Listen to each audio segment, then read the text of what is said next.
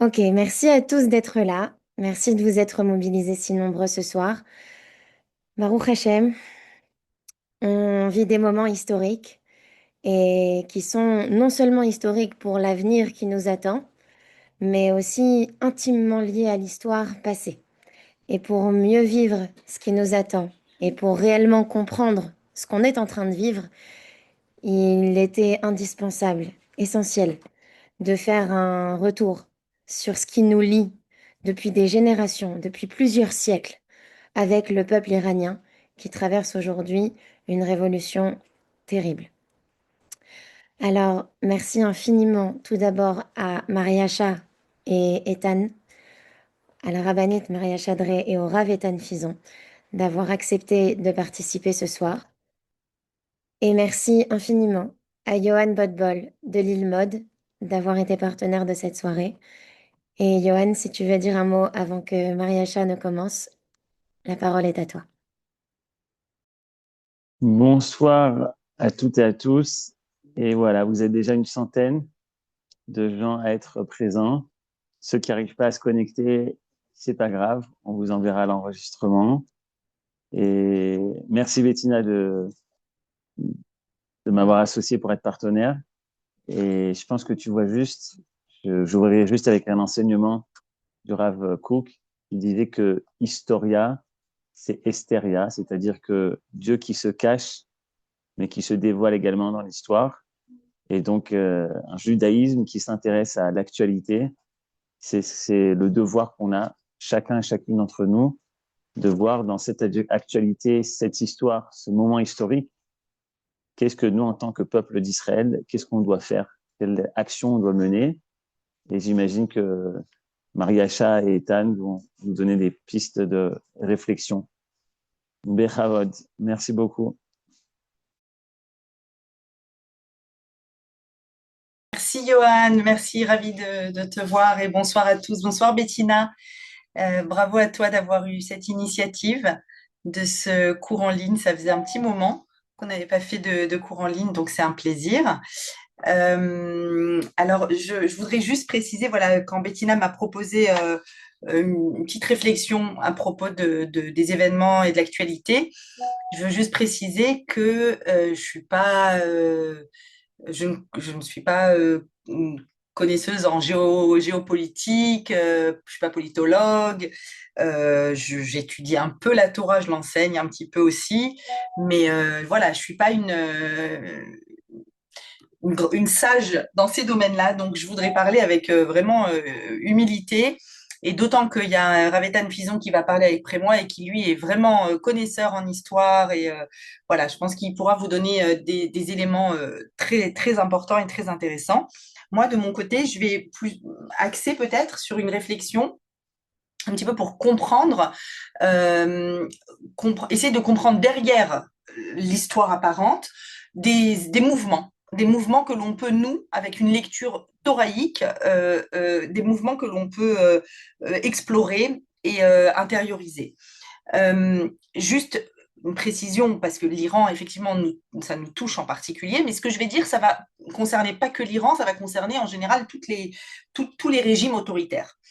Mais une précision, c'est qu'effectivement, nous avons un lien plurimillénaire avec l'Iran, puisque le seul personnage biblique dans toute la Torah qui est non juif et qui obtient le nom de Mashiach, c'est dans le texte biblique, c'est effectivement Koresh, qui était Koresh Cyrus le Grand, qui était le roi de l'Empire perse de l'époque. Et le texte dans Isaïe chapitre 45 dit Koresh Meshicho, Koresh le Mashiach, le Messie de Dieu.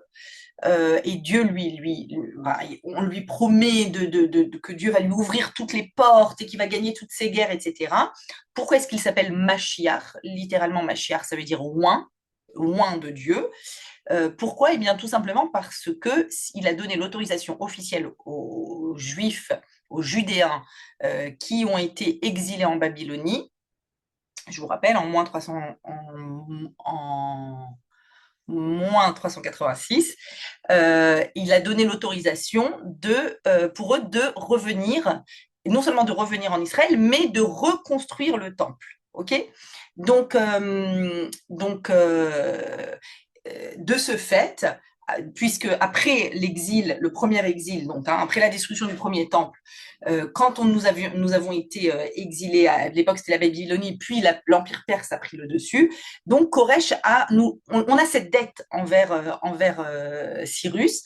Et puis, suite à ça, vous le savez comme moi, tout le monde, il y a eu une très petite alia, et par la suite, il y a eu l'histoire d'Assuérus, de Pourim, etc. Alors, je vais revenir un petit peu à notre sujet de l'actualité. Le Rav Kook dit que chaque guerre dans le monde a pour objectif d'amener le monde vers un nouvel ordre, vers une avancée différente. Et, les guerres, les grands mouvements massifs dans le monde, on appelle ça Anagat Hayichud. La Anaga, c'est-à-dire la façon dont Dieu gère cette totalité, on appelle ça Anagat Hayichud, c'est-à-dire qu'il y a dans la globalité, l'intervention divine dans la globalité est là pour qu'il y ait un nouvel ordre mondial. Et effectivement, après chaque grande guerre, le monde a changé. Avant le XXe siècle, il y avait surtout des grands empires. Il y avait, on le sait, l'Empire ottoman qui a duré de 1299 jusqu'à 1914. Il y avait l'Empire russe, l'Empire austro-hongrois, germanique, et ensuite, les empires sont donc tombés, comme on le sait, et il y a eu des révolutions qui ont débuté. Et à l'époque de l'entre-deux-guerres, le monde entier s'interroge pour savoir comment on fait pour éviter une nouvelle guerre meurtrière, comme on le sait, qui n'a pas été évitée. Et vont naître alors toutes sortes d'idéologies révolutionnaires. Alors, il y a eu le communisme, il y a eu le fascisme, il y a eu le nazisme, évidemment, et tout était extrêmement fragile dans l'entre-deux-guerres. Ça a mené à, comme on le sait, à 1939. Mais à l'issue de la guerre, je veux dire pourquoi je reviens à cette histoire-là, parce qu'à l'issue de la guerre, il y a toutes ces grandes révolutions, toutes ces grandes idéologies qui vont s'effondrer, et on va redessiner les nations avec deux côtés distincts et qui vont être séparés par les idéologies économiques différentes, c'est-à-dire, comme vous le savez, le côté capitaliste et le côté communiste. Et évidemment, chacun qui était menaçant vis-à-vis de l'autre, la guerre froide, etc. Et donc, personne n'avait intérêt à ce qu'il y ait une nouvelle guerre. Il y a eu le mur de Berlin, il y a eu la chute de l'URSS, ok, mais l'ordre du monde va changer à ce moment-là sans qu'il y ait vraiment une nouvelle guerre. Bon, c'était quand même une guerre froide. Et une fois qu'est tombé ce mur avec la division entre le bloc capitaliste et communiste, il y a eu dans les années 90, et c'est ça mon sujet, dans les années 90, il y a eu des écrits, notamment l'écrit, alors ce que je vais vous transmettre, n'étant pas moi-même politologue, c'est des choses que j'ai apprises, notamment du Rav Elalouf, qui est, lui, versé dans ces choses-là. Et notre objectif, vous allez voir, c'est un petit point historique, mais pour arriver à une réflexion, voilà, de savoir ce que la Torah dit de toutes ces transformations dans l'ordre du monde. Il y a eu, après la guerre froide, comme on a dit, il y a eu finalement la grande gagnante de tout ça, de toutes ces transformations, c'était la démocratie libérale. D'accord? On n'a plus d'impérialisme, c'est terminé. On n'a plus les révolutions et les idéologies. Et maintenant, on dirait que ça y est, dans les années 90, la paix, ça y est. Est-ce qu'on va enfin, finalement, vers la paix dans le monde?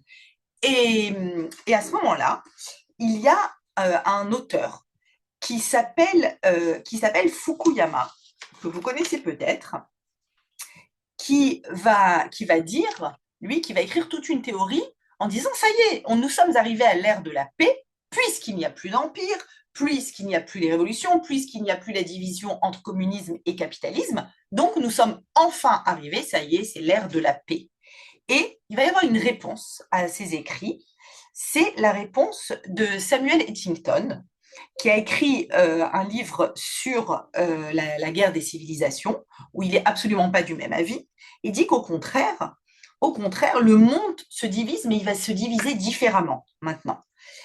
Il se divise en civilisations qui vont encore se faire la guerre parce que les cultures sont très différentes. Ok ? Et en fait, le monde n'est pas divisé juste uniquement en personnes qui partagent la même culture. Comment est-ce que depuis lors, le monde, on pourrait le diviser en blocs, d'accord? C'est plus les empires, c'est plus les idéologies, c'est plus capitalisme et communisme. Alors, qu'est-ce qui divise aujourd'hui? Si on devait réfléchir, qu'est-ce qui divise les deux blocs? Je dirais le bloc des régimes, des démocraties libérales et le bloc des régimes autoritaires. Donc, d'un côté, vous avez l'Occident, les démocraties libérales, l'Occident, les États-Unis, l'Europe, Singapour, l'Arabie saoudite, donc toutes les démocraties, et en face, les dictatures comme la Russie, l'Iran, la Corée du Nord, la Turquie.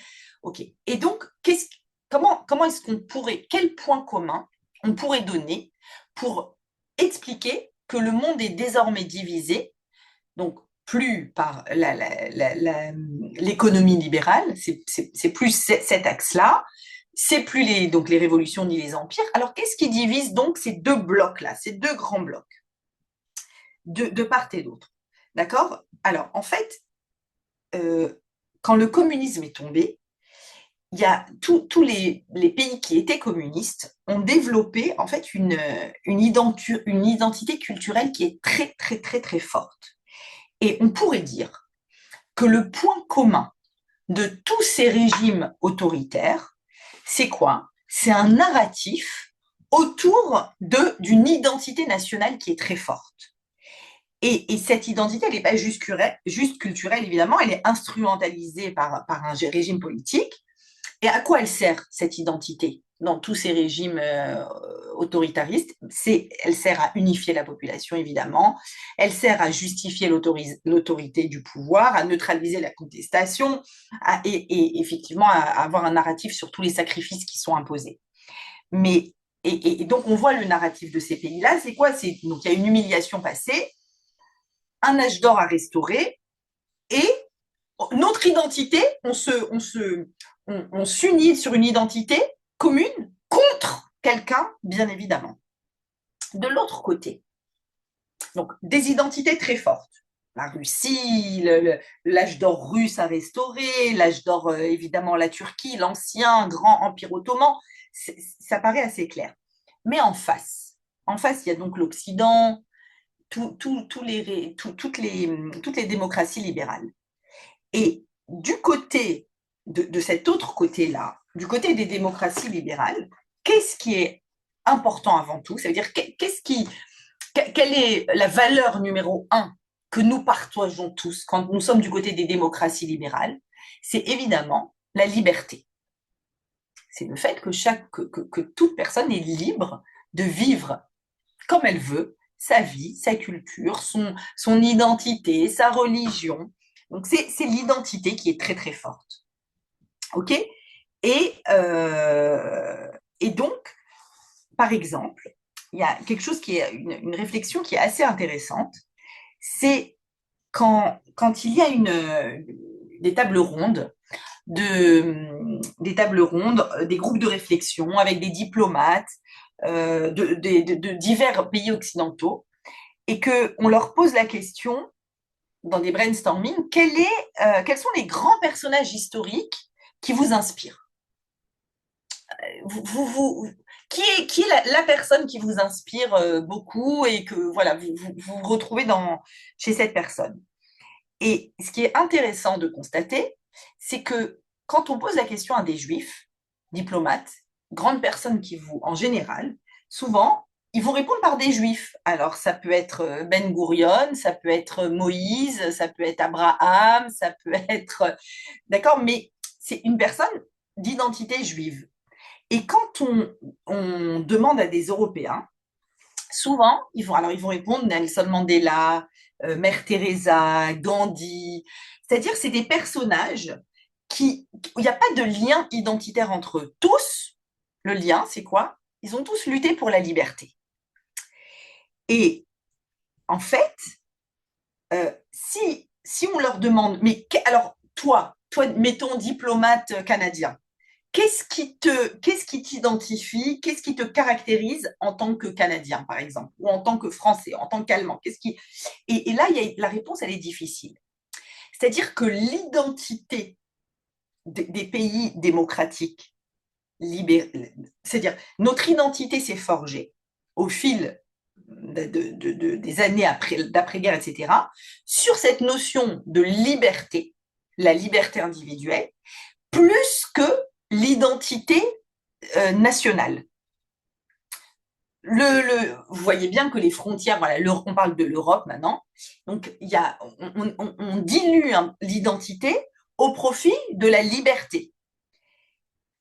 Et donc, voilà, les Européens, globalement, on voit que la liberté, la démocratie, les valeurs qu'ils portent, c'est pas des choses qui définissent leur identité propre. Et vous allez voir où je veux en venir. En fait, de nos jours, ce conflit qui a l'air de se préparer, nous ne sommes pas prophètes, on ne sait pas, mais en tout cas, le conflit qui a l'air de se mettre en place entre pays occidentaux, démocratie libérale, et les régimes autoritaires,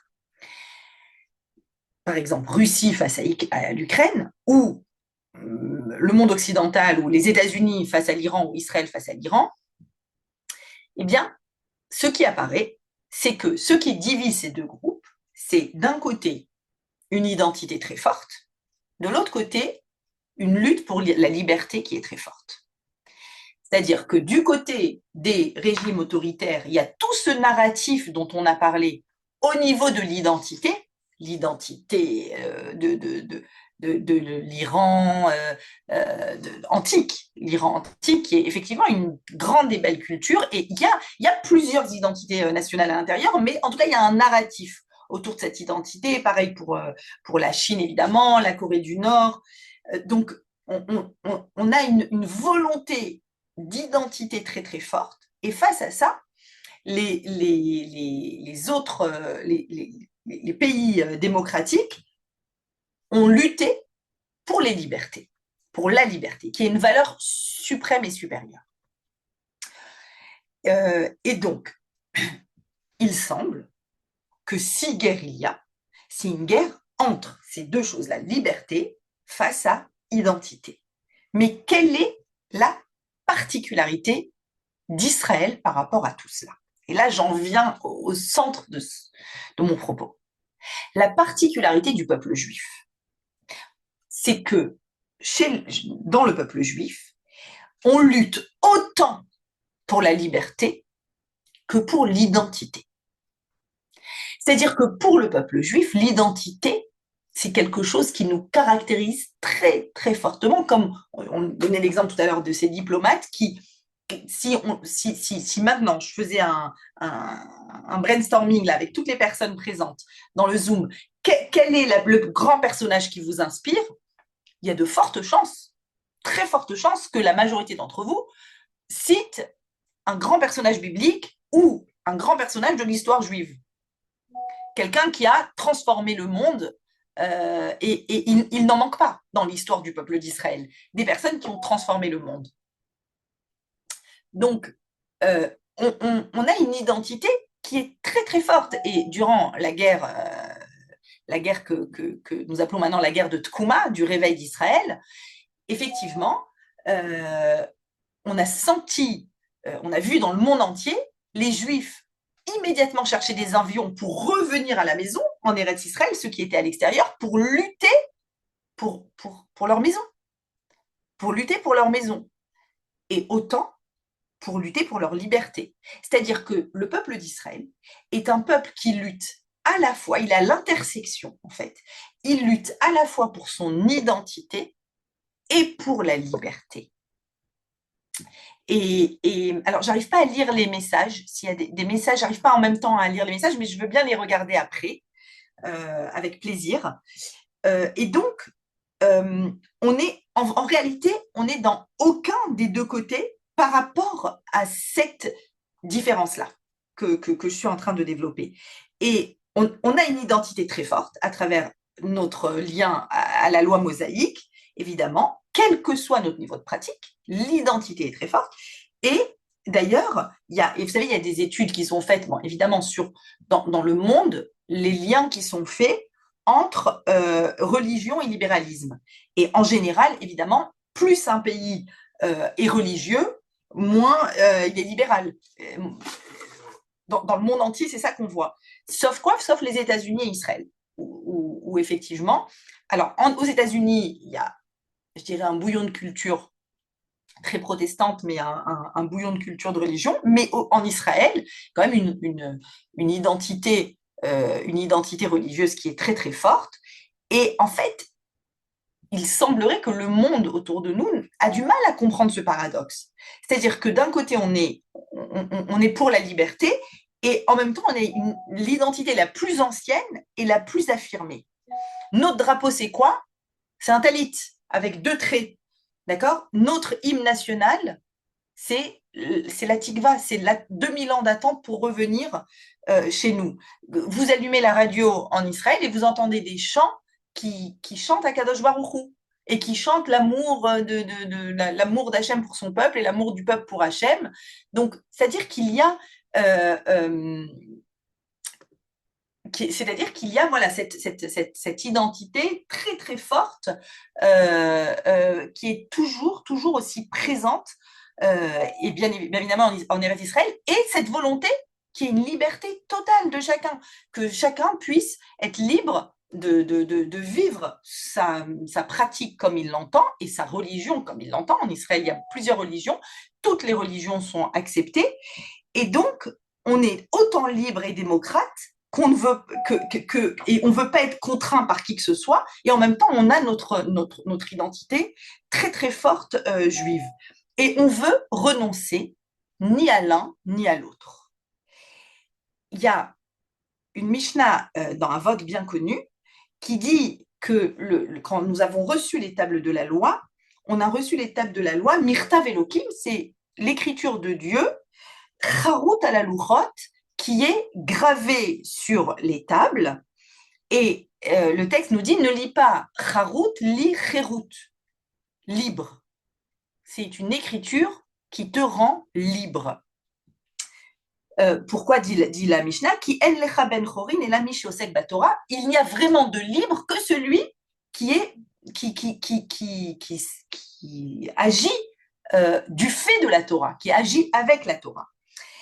Et en fait, ce qu'on est en train de dire, on dit quelque chose de très provocateur là. On est en train de dire que notre identité développe notre liberté. C'est ça qu'on est en train de dire. Que l'identité juive développe la liberté. Et c'est pour ça que la liberté est tellement importante pour nous, la Chérout. Et vous voyez à quel point, c'est un pays balagan, Israël, avec les personnes qui sortent dans la rue, il y a des manifestations sans arrêt, etc. Parce que la notion de liberté est extrêmement développée en Israël, mais c'est parce que c'est fondamental pour nous la liberté, parce que notre identité doit nous donner cette liberté, doit développer cette liberté. Et à l'intérieur du peuple juif, il y a cette lutte encore entre liberté et identité. D'accord? Il y a un côté qui va tirer plus vers la liberté, un autre côté qui va tirer vers plus d'identité, plus de religion dans le pays. Et en fait, bien évidemment, du côté laïque, plus de liberté, du côté plus pratiquant, plus d'identité. Mais en réalité, pour tout le monde, les deux sont importants, globalement. Les deux sont importants.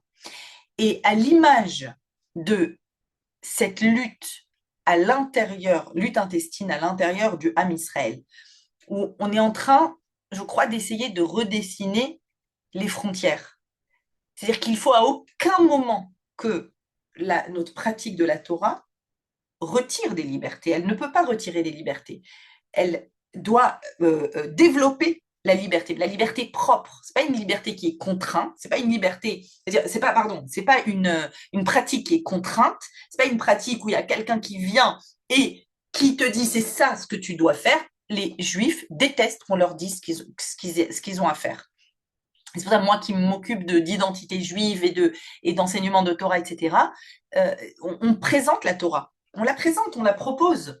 Et chacun est libre de la pratiquer comme il veut, de faire son choix, de faire ce qui lui va. Et d'ailleurs, je trouve que depuis le 7 octobre, c'est développé en Israël, de ce que j'observe, c'est développé une pratique qui prend plein d'aspects. Il y a vraiment une façon de pratiquer qui, j'ai l'impression que le peuple juif se réinvente dans sa façon de pratiquer. Et c'est très intéressant à voir. Et à chacun de faire son cheminement, évidemment, vers cette pratique. Maintenant, ce qu'on veut dire, c'est quoi? C'est qu'à l'intérieur du peuple juif, maintenant, Am Israël est au cœur de tous les, dès que dans le monde, il y a une problématique, quelle qu'elle soit, avant qu'on ait notre État, c'était sur les Juifs, et maintenant qu'on a notre État, c'est sur notre État, sur la Médinat Israël et les Juifs dans le monde, évidemment. C'est-à-dire qu'on est toujours au cœur de toutes les luttes qui se passent dans le monde. Pourquoi? Parce qu'on a un message, nous avons un particularisme, mais ce particularisme est universaliste, c'est-à-dire qu'on a un message à donner. Effectivement, j'ai juste vu passer que l'identité ne se résume pas à la pratique, je suis tout à fait d'accord. L'identité, c'est tout ce qui fait notre identité. En fait, nous sommes un peuple. Nous sommes un peuple d'abord. Nous ne sommes pas une religion, nous sommes un peuple. Et notre peuple a quelque chose à dire. C'est tout à fait exact. Donc, notre identité à travers le peuple que nous sommes a un message. Et donc, nous sommes en train, à l'intérieur du peuple juif, d'essayer de chercher de redessiner les frontières de cette identité-là. Effectivement, qu'elle n'est pas exactement, qu'elle n'est pas juste une pratique, mais qu'elle est basée sur la Torah que nous avons reçue, avec ce qu'il y a dedans, et nous sommes un peuple et nous descendons d'Abraham, Abraham avec ce qu'il a donné, l'histoire de la sortie d'Égypte, etc., etc. Et chacun dans notre peuple s'approprie cette histoire. Voilà, c'est une histoire. C'est d'abord une histoire, l'histoire d'un peuple qui est né, qui a émergé. On est en plein dans la lecture de ces parachiotes-là, dans la Torah. Et donc, si nous, on arrive à l'intérieur de nous, j'ai l'impression, de créer un groupe, enfin pas un groupe, mais de réussir à avoir un désir d'identité et de liberté, alors on pourra être porteur de ce message-là dans le monde. Et que le monde ne soit plus divisé entre soit liberté, soit identité. En fait, on est convaincu que notre identité forte peut et doit produire une liberté qui est forte. Et bien plus que la liberté des plus grands des personnes, des États les plus libéralistes. Donc en fait, si la Hérout et la Zéout, d'accord, si notre identité et notre liberté peuvent, on arrive à les faire coexister, alors effectivement, dans le monde aussi, ça pourra avoir lieu. Et l'Iran fait partie de ce groupe-là qui est en train de lutter pour sa liberté, où de l'intérieur est en train de naître ce désir de liberté. Et comme je disais au début du cours, nous avons une histoire antique avec l'Iran. On a une dette envers Cyrus le Grand. Alors, elle est vieille, cette dette, plus de 2000 ans. Mais Cyrus, qui était appelé le Mashiach, Meshicho, d'accord, nous sommes porteurs, c'est-à-dire Israël au milieu de tout ça, on peut se dire, ok, alors quel rapport maintenant avec Israël? Israël au milieu de tout ça, ce qui se passe dans le peuple juif donne une indication dans le monde. Le peuple juif a un message pour le monde. Nous avons un message dans le monde. Nous sommes un particularisme qui a un message à donner au monde entier. Et ce message donc, universel, c'est peut-être justement que l'on peut vivre avec une identité et une liberté. Et que si le peuple iranien réussit avec sa belle culture, avec son identité, à trouver sa liberté, alors effectivement, ça voudra dire que Israël réussit à transmettre son message, qu'il réussit à transmettre un message qui est à la fois rempli d'identité et de liberté. Et aujourd'hui, globalement, je finis avec ça, globalement, on est plus on représente autant les deux, mais quelque part, j'ai presque envie de dire, on est du côté de l'Occident. Si je prends ces deux parties-là, les États démocratiques libéraux et les régimes autoritaires, on est du côté, bien évidemment, du côté libre, ouvert. Pourquoi? Parce que globalement, entre ces deux camps, on a beaucoup plus peur de perdre notre liberté qui n'a que 78 ans, notre souveraineté, notre liberté, plutôt que de perdre notre identité qui a survécu à 2000 ans d'exil. Et, et donc, notre rôle universel, c'est certainement de montrer au monde qu'on peut être pleinement attaché à son identité et pleinement attaché à la liberté. Voilà, c'était mon petite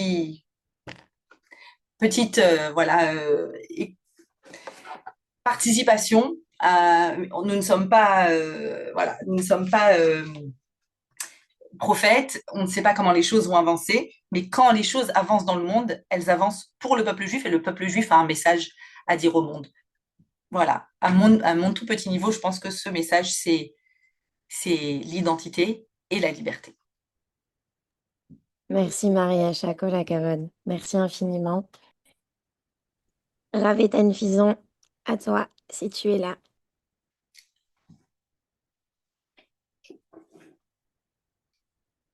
Je pense qu'il n'a pas son micro, il faut qu'il puisse ouvrir son micro, pareil que moi. Yofi, Erev Tov Lekoulam. Bonsoir à toutes et à tous. Alors, merci Maria Cha d'avoir fait le petit récap à la fin de ce que tu avais dit au début, parce que j'ai été bloqué aussi au début, je ne pouvais pas rentrer dans le Zoom, donc je ne savais pas ce que tu avais dit au début. Donc c'est très bien, en fait, j'ai compris que je n'avais absolument plus rien à dire, puisque on a déjà tout dit. On a déjà tout dit. J'ai pas développé l'histoire, je te l'ai laissé, sachant que tu es notre chef en histoire. Absolument pas développé. Akol Besséder. Les amis, nous vivons des moments absolument extraordinaires, incroyables. Il est une phrase qui était une phrase extraordinaire dite par le Rav Adin Even Israel Stenzals. Le Rav Stenzals disait, il est beaucoup plus facile d'être historien que d'être prophète. Donc, c'est facile de regarder en arrière et d'essayer de tirer des leçons du passé. De là à prédire ce qui va arriver, on n'en sait rien. Donc moi, j'aimerais arriver au passé. Et quand je parle du passé, je parle d'il y a très très longtemps. Pour être exact, Ve'aretz haïta tohu vavohu vechoshech al pene tehom veruach Elohim merachefet al pene hamayim. Nous sommes au 2e verset de la Bible, lorsque on nous dit que tout était tohu bohu. Et nos sages vont nous expliquer que Vohu, ça fait référence à la Perse. Évidemment, à cette époque-là, il n'y a pas encore la Perse. Lorsque nos sages vont nous dire Tohu, c'est Babylone, Bohu, c'est la Perse, Rocher, c'est la Grèce, et Théom, c'est Rome. Évidemment qu'on parle en potentiel. Pour l'instant, il ne se passe rien. Mais l'essence spirituelle et profonde de ce que va devenir la Perse, ça s'appelle Bohu. Tohu va Vohu. Vohu. Et qu'est-ce que c'est? Eh bien, nous disent nos sages, c'est Tmia Verekanut. C'est-à-dire quelque chose dans l'expectative. Je ne sais pas ce qui va sortir de cela. Et d'un autre côté, il y a un sentiment de vide. Qu'est-ce que ça veut dire? Il y a dans la création du monde, il va y avoir à un moment donné où Mariacha parlait de civilisation et de conflit de civilisation et Tinton. Alors, le conflit de civilisation, en termes de géostratégie et d'anthropologie, comme l'a fait Eddington, on a très bien compris, il y a la civilisation occidentale, il y a la civilisation de l'Orient, il n'a pas vraiment parlé encore de l'Extrême-Orient, mais elle aussi, elle va se réveiller. Mais si on regarde au niveau des sources plus juives, eh bien, on se rendra compte que le conflit de civilisation a commencé lorsque Venahar Yotse mi Eden, Leashkot et Tagan, ou Misham Ipared la Arba Rashim. Il y avait une source originelle qui donne la vie, il y avait un fleuve qui sortait du Éden pour arroser le jardin d'Éden. D'après le judaïsme, il y a le Gan Éden que tout le monde connaît, mais il y a une dimension qui est plus élevée, qui s'appelle le Éden. Et là-bas, tout est uni. Mais lorsqu'on arrive au jardin, eh bien, ça va se diviser en 4 têtes de civilisation. Ces 4 têtes de civilisation, l'une, c'est l'Égypte. L'autre, ça va être... Alors, on parle des 4 fleuves. Donc l'un, c'est le Nil. L'autre, ça va être le Gange. Donc l'Inde, et également le Tigre et l'Euphrate. L'Euphrate, ça va être Babylone, et le Tigre, c'est ce qui va créer la civilisation assyrienne et ensuite la civilisation persane. Eh bien, quand on regarde ce que représente, d'après les enseignements de la Kabbalah, eh bien, on se rendra compte que là où Babylone représente la Malchoute, la dimension de royauté, l'Égypte représente la Chokhma, la sagesse, là où le Gange, l'Inde, représente le discernement, la Perse représente le Osher, représente la dimension de l'abondance, de l'opulence physique. Et ça va très bien avec ce que nous connaissons des Perses dans la Megillat Esther, lorsqu'on voit que le but d'Achashverosh est de montrer la puissance et l'abondance qu'il y avait dans son royaume. Imaginez-vous 6 mois de Michté où le seul objectif c'est l'Arhot et Osher Kevod Malchuto et Yekar Pered Gedulato.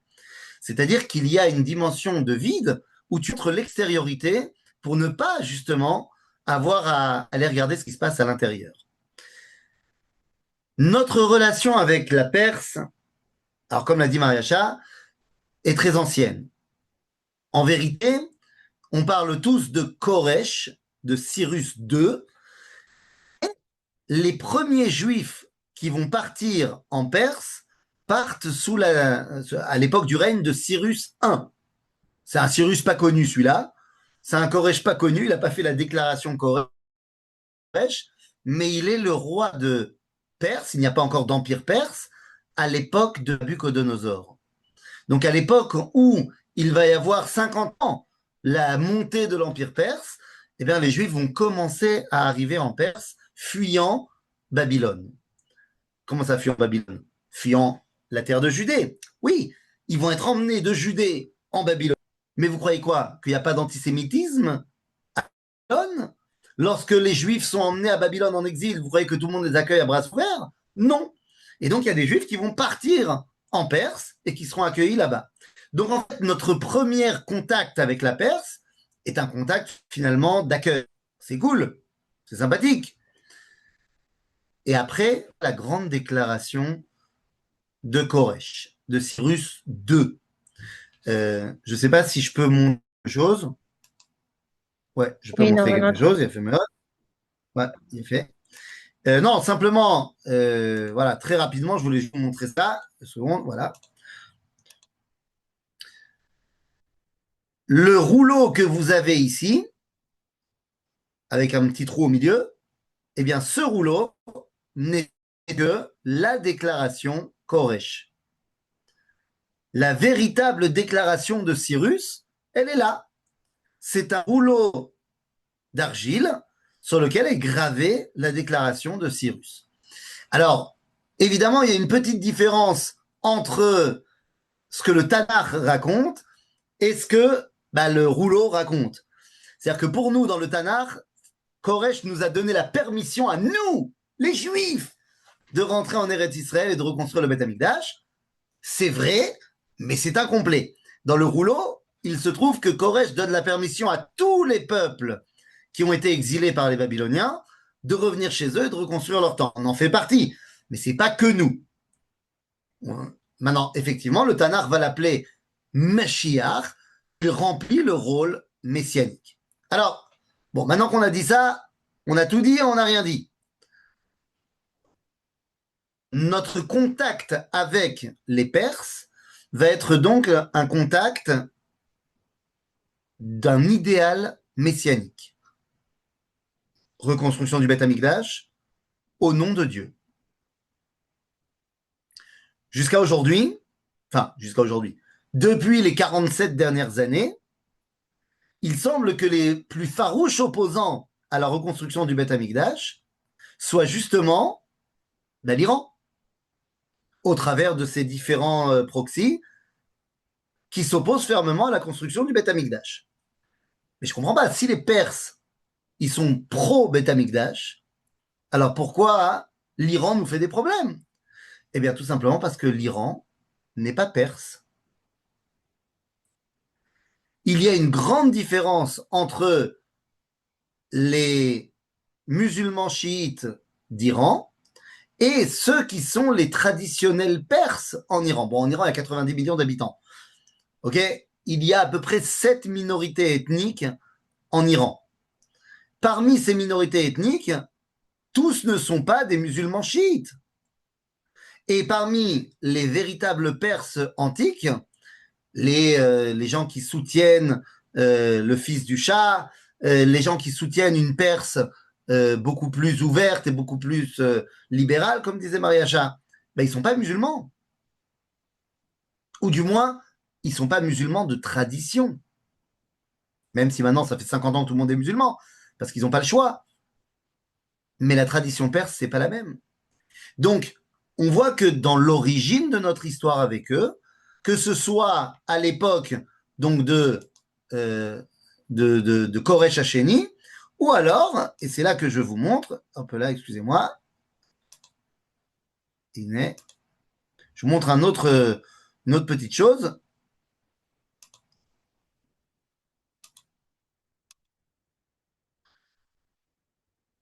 Voilà, vous pouvez voir donc ici que c'est lui, le fameux Koresh Hacheni, notre fameux Cyrus qui va donner la déclaration Koresh. On a vu notre petit rouleau, tout va bien. Mais qu'est-ce qui se passe? Après la déclaration Koresh, les Juifs vont décider de ne pas remonter en Eretz Israël en masse. Ils vont, certains d'entre eux, accompagner Zerubbabel. Zerubbabel est le petit-fils, voire l'arrière-petit-fils de Yehoiachin. Donc c'est un descendant direct du roi David. Il aurait dû être le Mashiach.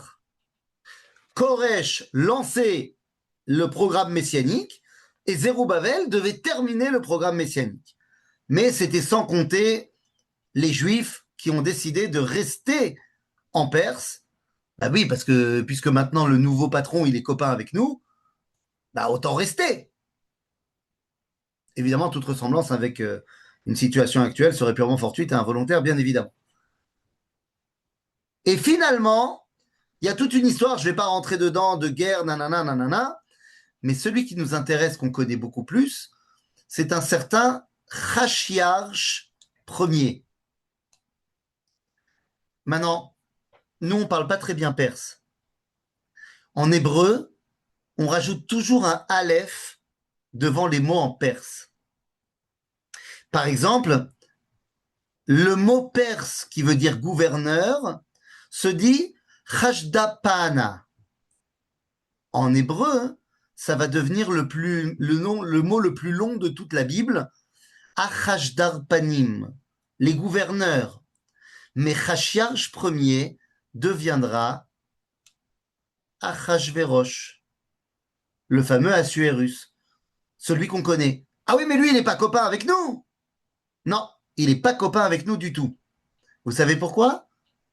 Parce qu'il est marié avec une certaine Vashti, qui, elle, est descendante de Babylone. Nous avons donc une autre identité qui est venue et qui nous a complètement tourné la tête de ce Perse-là qui aurait dû être copain avec nous. Finalement, il va falloir attendre la succession et on va avoir le successeur qui s'appelle Dariavesh Hacheni, Darius II, qui va nommer Ezra, enfin Néhémia plus exactement, comme étant le pacha, le pecha de Yehuda, le gouverneur de la Judée. Je récapitule. Les Perses sont censés être là pour nous aider à dévoiler le projet messianique.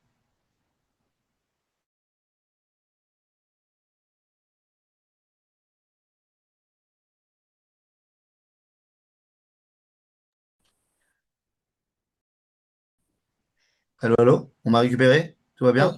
Oui, et à nouveau, c'est bon. On t'entend C'est bien. bon? Excusez-moi. Je m'en vais.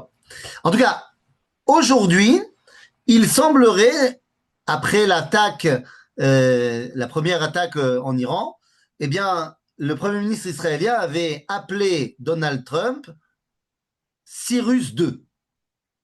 Il dit, tu es le successeur de Cyrus II. Est-ce que Donald Trump est effectivement le Dariavesh, le Koresh de notre génération? Est-ce que c'est lui qui va appeler à la reconstruction du temple? Bah, d'abord, on n'en sait rien. Pourquoi pas? Il est évident que celui qui a reçu dans les mains de la part de Dieu d'être le patron de la plus grande puissance mondiale, que ce soit les États-Unis aujourd'hui ou la Perse à l'époque, eh bien, c'est évident que c'est pour remplir un rôle dans le dévoilement divin dans le monde. La situation actuelle avec le peuple iranien est une opportunité de faire avancer la Géoula dans une nouvelle étape.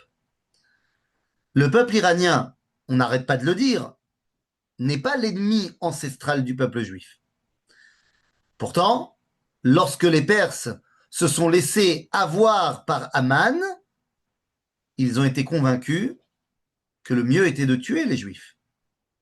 Mais encore une fois, rappelons-nous que Aman n'est pas perse.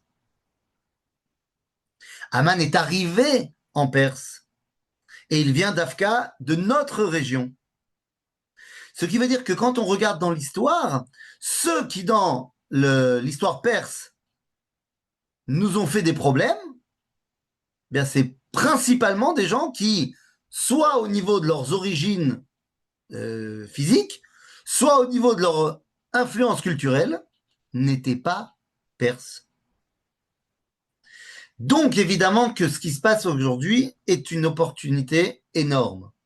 Car si, je dis bien si, le régime tombe, il y a deux grands scénarios qu'on peut imaginer. Le premier scénario est moins probable. Il serait un scénario où la Perse retrouve sa persitude, reste un pays uni, mais décide de changer complètement de cheval de bataille, redevient un pays libéral et le fils du Shah prend le pouvoir en étant moins dictateur que son père. C'est une option, mais il y a une autre option qui est possible, qui serait l'éclatement du pays en 7 petits États. Un pour chacune des minorités ethniques qui sont à chaque fois composées de 15 à 20 millions de personnes. À ce moment-là, c'est une autre carte du monde qui se dessine.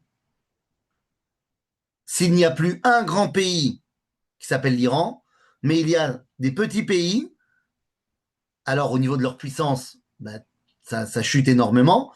Ils ne deviennent donc plus un danger pour la région et ils ne peuvent plus non plus financer aucun proxy, quoi qu'il soit. Alors je ne sais pas qu'est-ce qui est préférable. N'oublions pas qu'on n'est pas prophète et que donc on ne sait jamais, peut-être que finalement l'Iran va rester l'Iran tel qu'elle est actuellement. Peut-être que finalement ils vont faire un deal avec les Américains. On espère que non, évidemment. Mais il faut bien comprendre que nous sommes en train de voir se réaliser devant nos yeux, je pense, une des dernières étapes avant la construction du Beth Amikdash. Pourquoi je dis cela? Tous les yeux, depuis 2 ans, sont sur Rafah. Vous vous rappelez, il y avait cette campagne à l'époque, on est plus ou moins au début de la guerre, il y avait marqué All eyes on Rafah. Tous les yeux sont sur Rafah, Rafiah.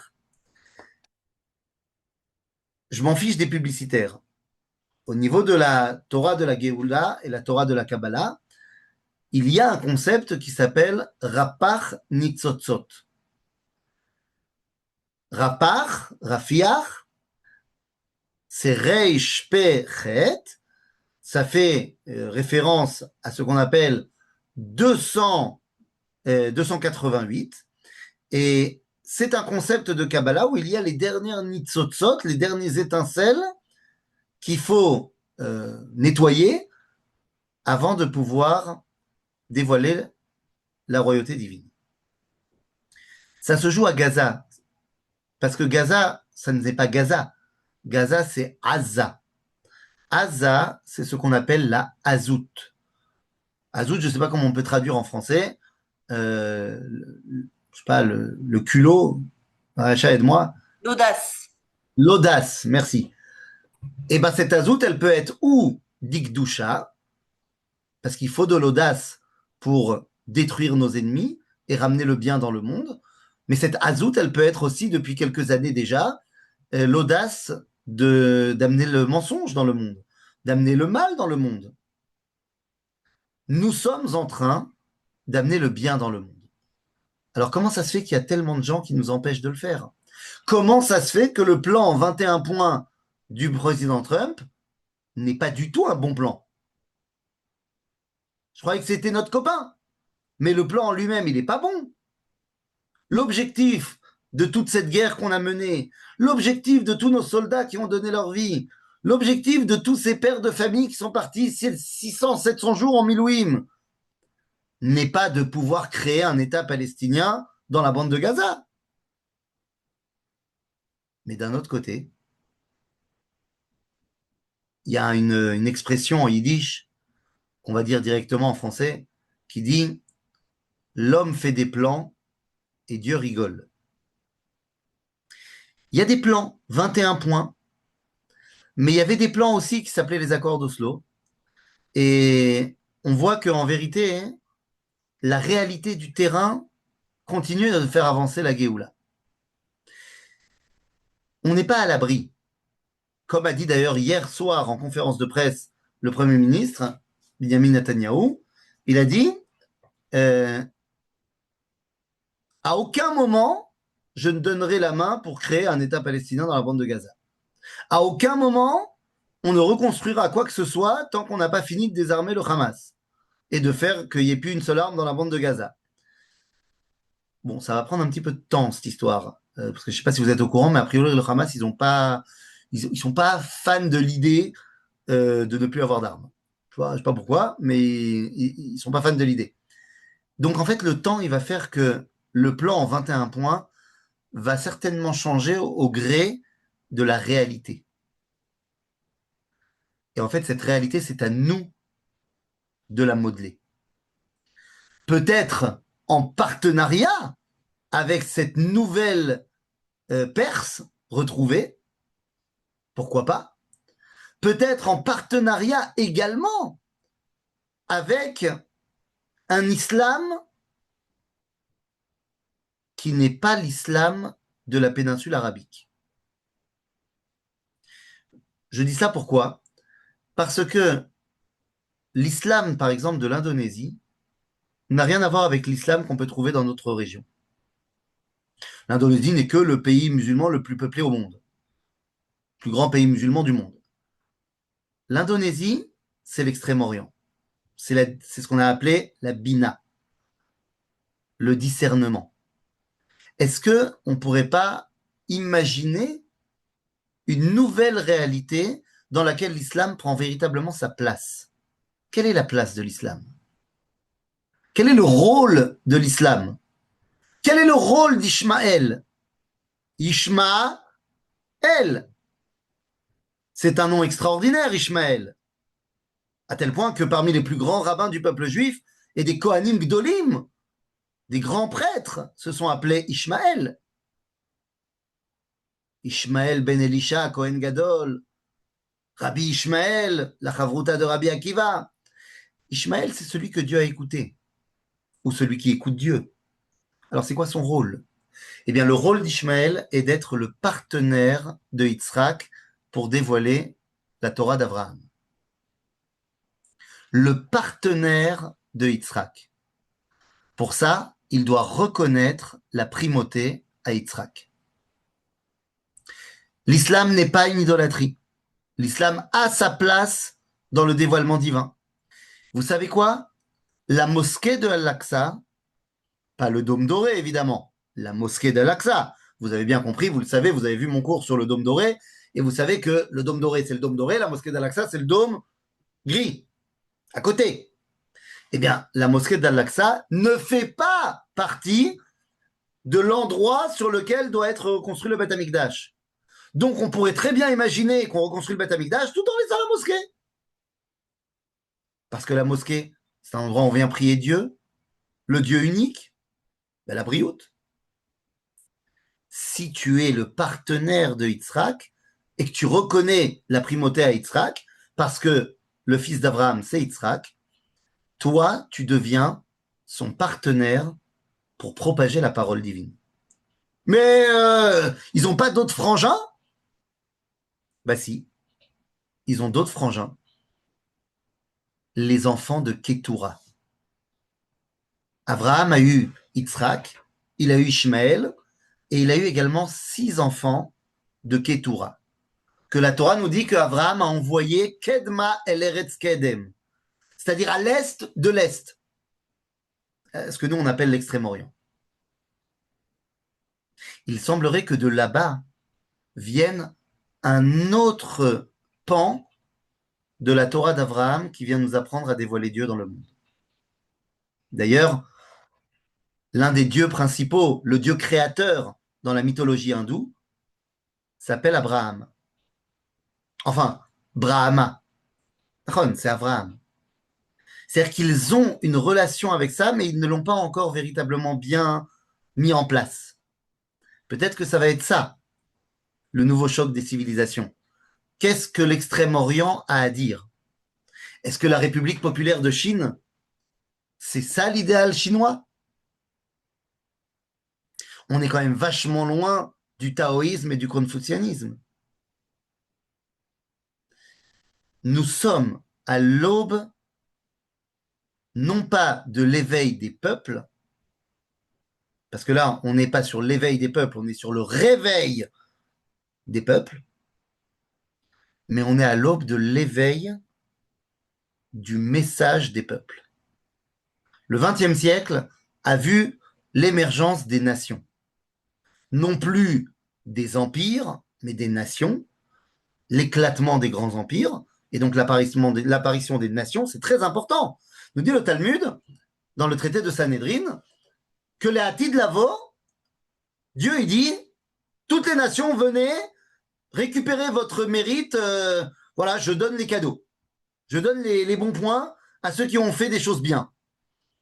Et là, on nous dit que toutes les nations sont venues be'irbouvia, c'est-à-dire mélanger, c'est-à-dire la mondialisation. Et Dieu dit, ma pitom, pas du tout, kol uma vesofrea. Vous venez chaque peuple avec vos scribes, c'est-à-dire ceux qui sont les porteurs de votre identité. Parce qu'on ne peut pas dire qu'on est un monde mélangé. Non, chacun a des identités particulières.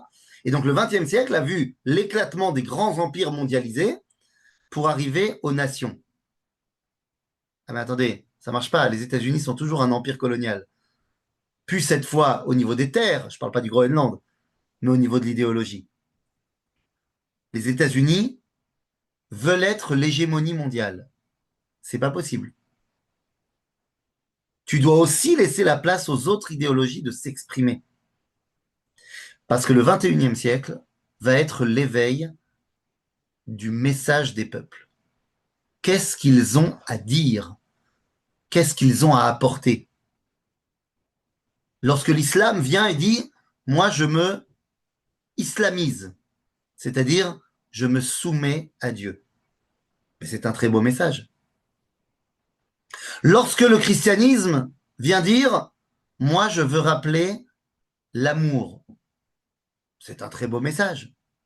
Lorsque l'Extrême-Orient va venir avec son message, très bien. Et c'est à ce moment-là qu'Israël se doit à 2 millions de pourcents de ne pas passer à côté de son rôle. Notre rôle, c'est de faire ce qu'on appelle, ce que Manitou appelait Yichud Amidot. L'unité, Yichud Amidot. L'unité des valeurs. Le but du peuple juif est de récupérer tous ces messages, de l'en faire la synthèse pour donner le message qui permet le dialogue entre le créateur et la créature. Et c'est pour ça, et je voudrais terminer par là, je ne vais pas vous prendre trop de temps, mais c'est pour ça que je pense que la grande erreur de l'État d'Israël et de tous ses défenseurs, je regardais Motzei Shabbat dernier, pendant que je rangeais ma maison, j'ai regardé le débat entre Simon Moss et Thomas Guénolé. Donc Simon Moss, un grand défenseur d'Israël, et Kol Hakavod, encore une fois, tout ce qu'il fait. Et Thomas Guénolé, un membre de l'opposition, on va dire, à Israël, qui a participé à la flottille de Gaza, machin. Ils se sont débattus sur plein de sujets, mais ils ont dit tous les deux quelque chose qui, à mon avis, est une grande erreur. Au tout début du débat, on leur a posé des questions à tous les deux, ils devaient répondre oui ou non, pour voir sur quoi on est d'accord et pas d'accord. Et la question était, est-ce que ce conflit est une guerre de religion? Et les deux ont répondu non. Je pense que c'est une grande erreur. Notre grande problématique, c'est qu'on a décidé de faire de cette histoire qui se passe au Proche-Orient et au Moyen-Orient une histoire politique. Alors que c'est totalement une histoire divine. Nous ne pouvons pas avoir honte de rappeler que notre seule légitimité en terre d'Israël, c'est parce que Dieu nous l'a donnée.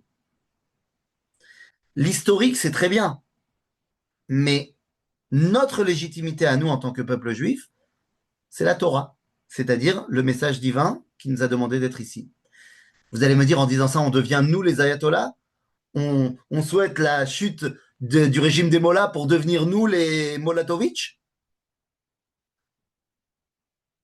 Le monde musulman n'a pas peur de parler de Dieu. Le monde occidental américain n'a pas peur de parler de Dieu. Comme a dit Mariacha, on peut très bien parler de Dieu sans devenir pour autant la police de la tsniout. Rappelez-vous toujours que le judaïsme et sa halakha ne s'intéressent pas à l'espace privé. Ce que tu fais dans ta vie, c'est ta relation avec Dieu, tout le monde s'en fout. Par contre, l'espace public qui montre la relation entre l'homme et son créateur, c'est le message d'Israël. Donc voilà, je pense que nous sommes à l'aube de quelque chose de très grand. Nos tfilotes doivent être dans ce sens-là, de continuer à viser la grandeur. Et si aujourd'hui, eh bien, cette grandeur, elle doit passer par l'Iran et donc par la chute de ces personnages qui veulent tout sauf eh bien, amener l'étage suivant de la Géoula, qui veulent tout sauf amener le bien dans le monde, alors oui, il faut prier pour la chute du mal. Nous ne prions pas tellement pour le peuple iranien. On prie pour la chute du mal. Lorsque tu pries pour la chute du mal, ou alors, on va dire autrement, lorsque tu pries pour allumer la lumière, lorsque tu allumes la lumière, l'obscurité s'efface. Donc oui, on espère que les Iraniens vont réussir à se soulever. Je tiens à dire une chose quand même. Ça fait quand même, je ne sais pas combien de temps, de semaines, qu'on dit mais Trump, il a promis d'aider, il n'est pas encore là, et comment c'est possible, et comment tu veux qu'il se débrouille tout seul? Je pense que les Iraniens n'ont pas fini de faire leur boulot vraiment. Parce qu'une colle à Kavod, Veyesh Kavod,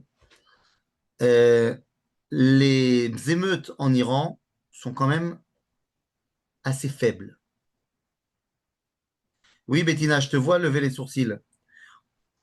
Tu peux pas me dire que sur une population de 90 millions d'habitants, quand tu as 200 000 personnes qui se sont soulevées, c'est rien. C'est beaucoup, mais c'est rien. Ils sont où les soulèvements des 50 millions de personnes? Tu vas me dire, mais ils peuvent pas, les autres, ils ont des armes et eux, ils n'ont pas d'armes. Je me rappelle, moi, que j'ai grandi dans un pays où à un moment donné, le peuple, il en a eu marre. Il en a eu marre de la tyrannie de l'aristocratie et il a décidé de faire une révolution. Et les armes, elles n'étaient pas du côté de la populace.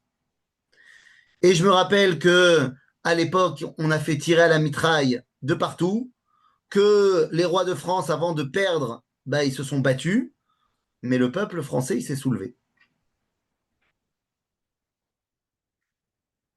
C'est sûr que si les Iraniens se soulèvent véritablement, il n'y aura pas 30 000 morts, Il y en aura 1 million.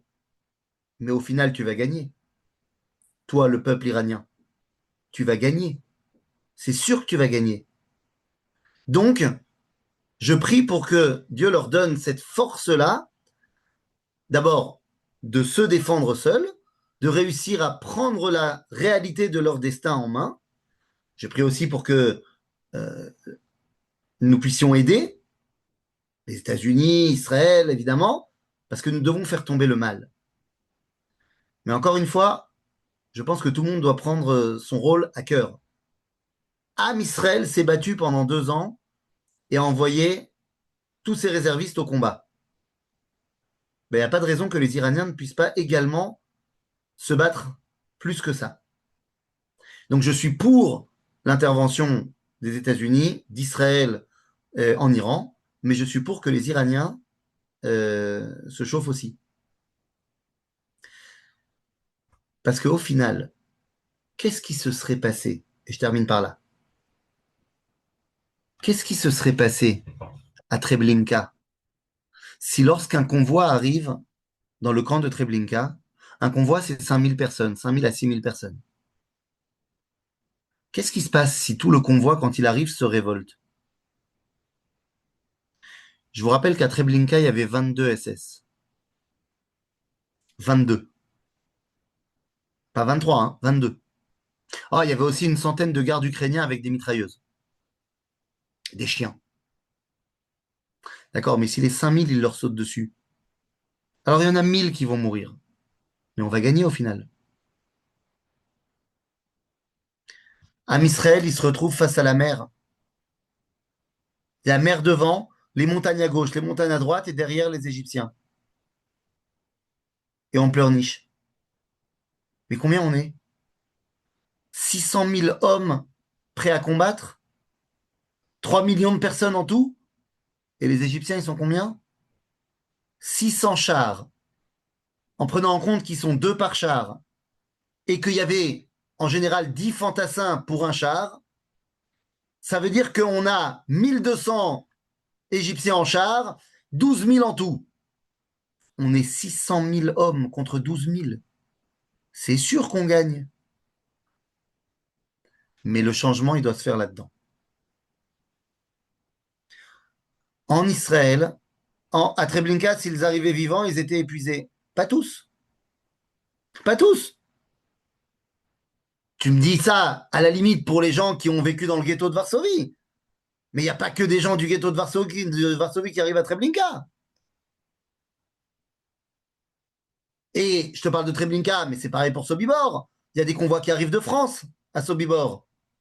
De France, ils ont eu 3 jours de voyage. Bon, c'est pas le grand luxe, mais ils sont pas épuisés comme s'ils n'avaient pas mangé depuis 2 ans. Face à la mer aussi, ils ont été incapables. Oui, pas là.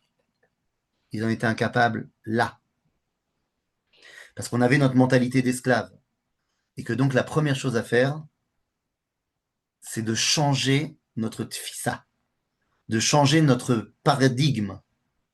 On n'est plus des esclaves, on n'est plus en exil. On prend notre destin en main. Daber el bene Israël veïsaou. Parle aux enfants d'Israël qu'ils avancent, qu'ils n'attendent pas que j'ouvre la mer, qu'ils avancent et la mer s'ouvrira. Changer de paradigme. Pareil pour les Iraniens, pareil pour les Américains et pareil pour nous. On n'est peut-être pas obligé d'aller jusqu'au 21e point des 21 points. On peut rajouter un point alternatif. Construire 3 grandes villes juives à l'intérieur de la bande de Gaza.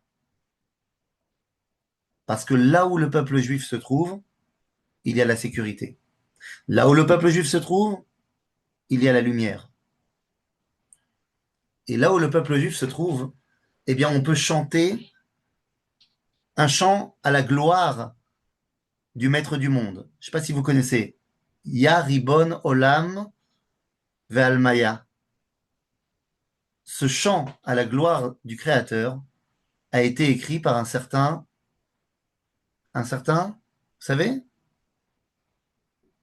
un certain rabbi qui venait d'où? De Gaza. Les amis, il y a eu une communauté juive extrêmement florissante dans la ville de Gaza, dans la bande de Gaza, et pas qu'à l'époque du Gush Katif. Il est évident que si on retrouve notre Azout d'Ikdusha, eh bien, on pourra allumer la lumière pour toute l'humanité. La peur tyrannise les individus, les tyrans abolissent les libertés de pensée des peuples. Tu as tout à fait raison.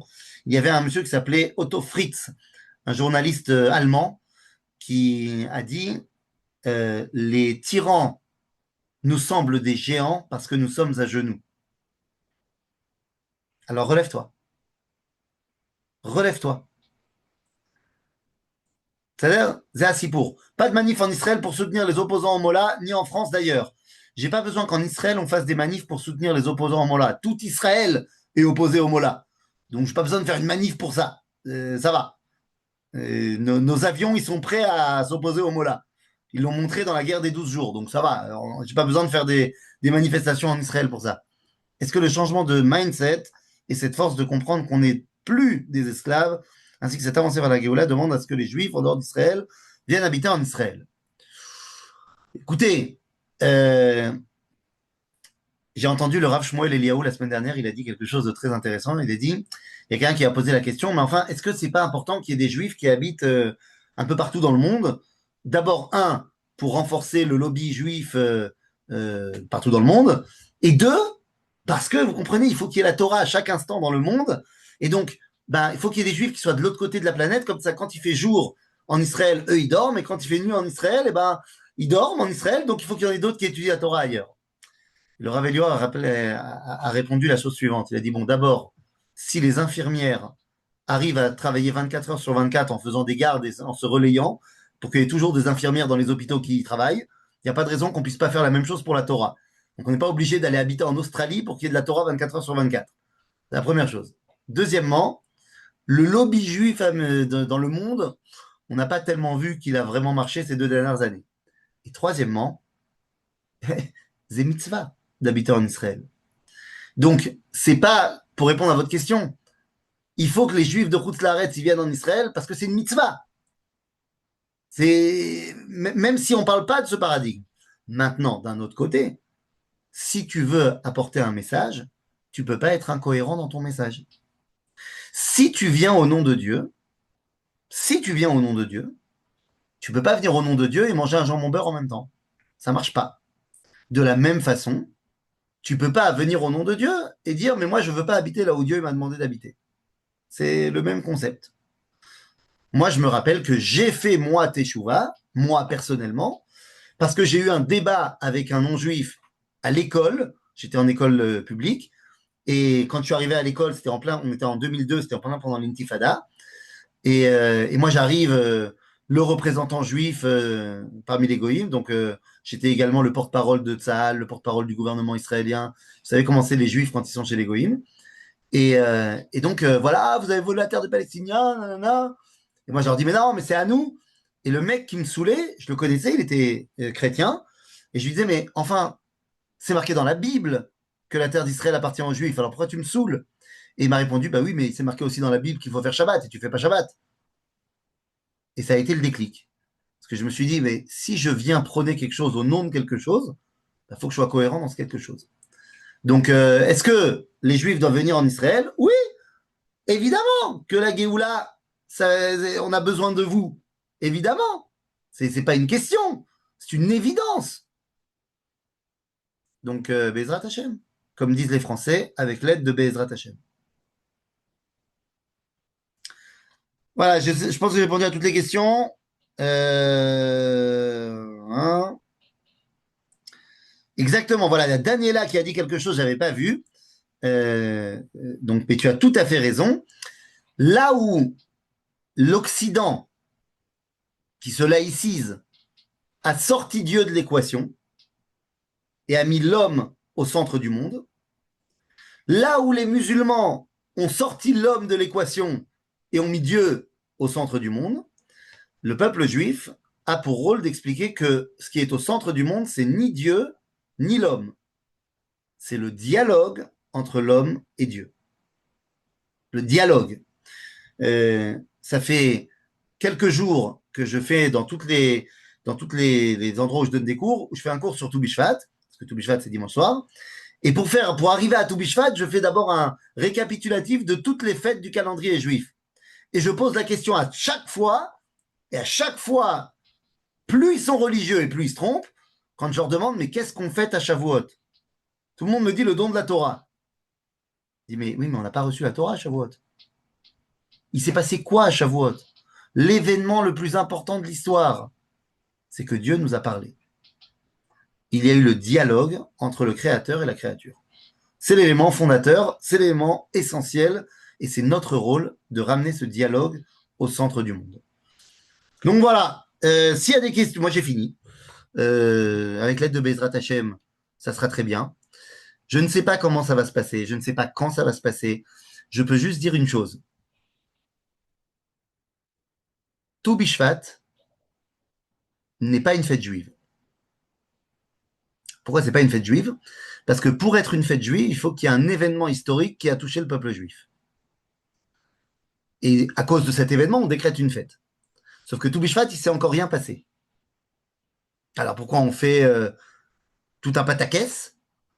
Parce que les kabbalistes de Tzfat, il y a 500 ans, ont dit la Géoula, elle commence. Tu sens? Tu sens? Tu sens? Ils ont dit la Géoula, elle commence. Ok. Mais en fait, on le voit pas. À l'époque des kabbalistes de Tzfat, c'est l'Empire ottoman, c'est n'importe quoi. Ouais, mais eux, ils ont dit ça commence. Et si déjà ça commence, on va le faire avec des fruits. Ah bon, mais pourquoi? Eh bien, tout simplement parce que le Talmud nous dit, dans le traité de Sanhedrin, à la page 98, que le signe de la Géoula, ce n'est pas lorsque les gens mettront les tefilines dans la rue. C'est très bien de mettre les tefilines dans la rue, mais c'est pas ça le signe de la Géoula. Le signe de la Géoula, c'est lorsque la terre d'Israël redonnera ses fruits.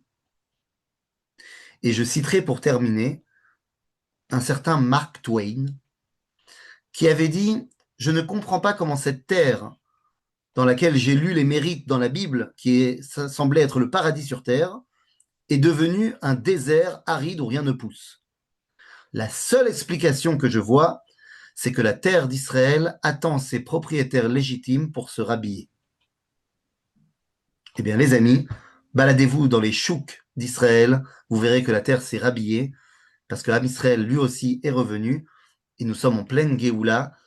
Il ne manque plus maintenant que de passer à l'étape suivante de la Géoula, qui sera évidemment de pair avec cette maison qui doit devenir la maison de prière pour toute l'humanité.